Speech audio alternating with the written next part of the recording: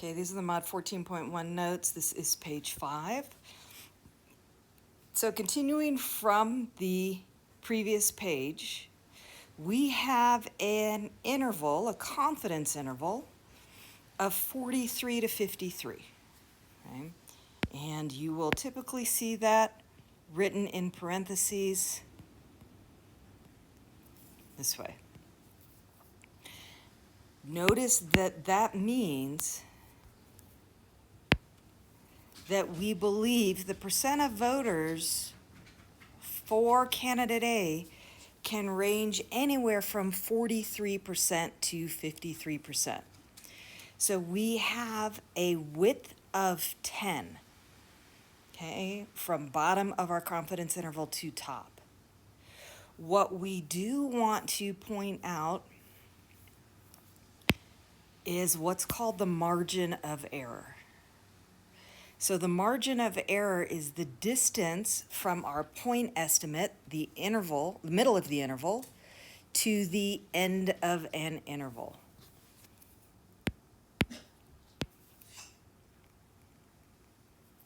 So this is our margin of error.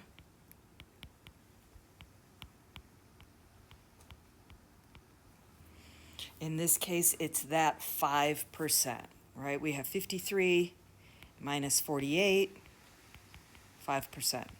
Notice we have the margin of error 5% above our point estimate and a margin of error of 5% below our point estimate.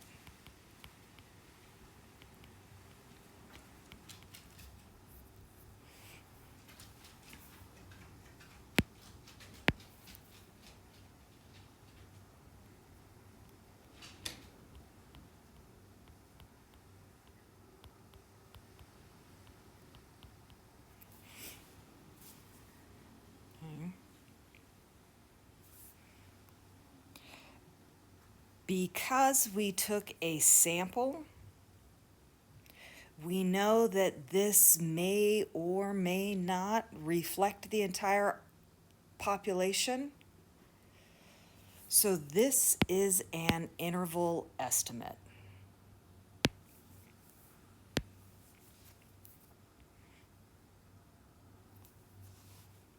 And we can't say for certain that's the way the election is going to work, but we can say with some confidence we believe the proportion of voters who are going to vote for candidate A are going to be between 43 and 53%.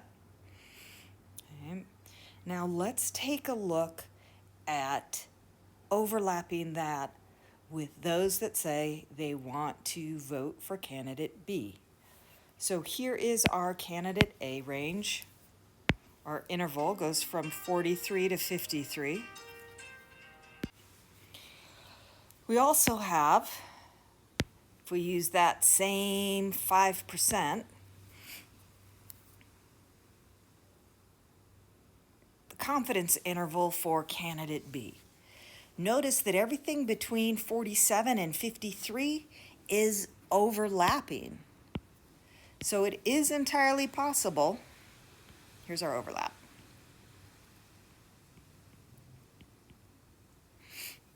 that we can have a combination in there where candidate A actually beats candidate B, right? So candidate A could be 52%, candidate B could be 48. So let's go with possibilities over here.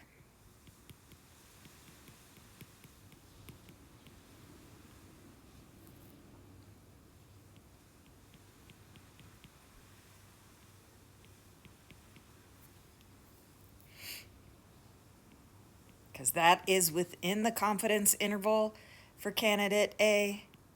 Candidate B could get 48%, could be flipped, because that's also within the confidence interval for candidate B.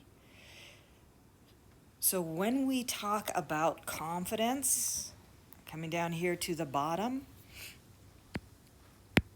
we need to be clear with the fact that when we talk about how confident we are, we include this may. Okay? This is our statistical best guess.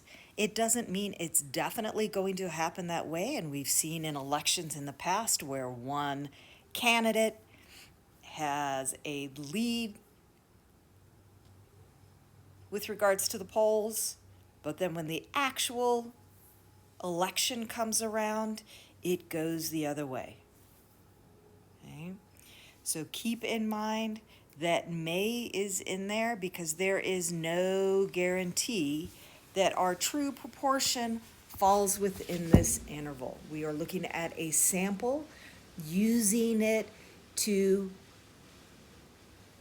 infer what we think will happen with the population, but there is no way using a sample that we can be 100% sure.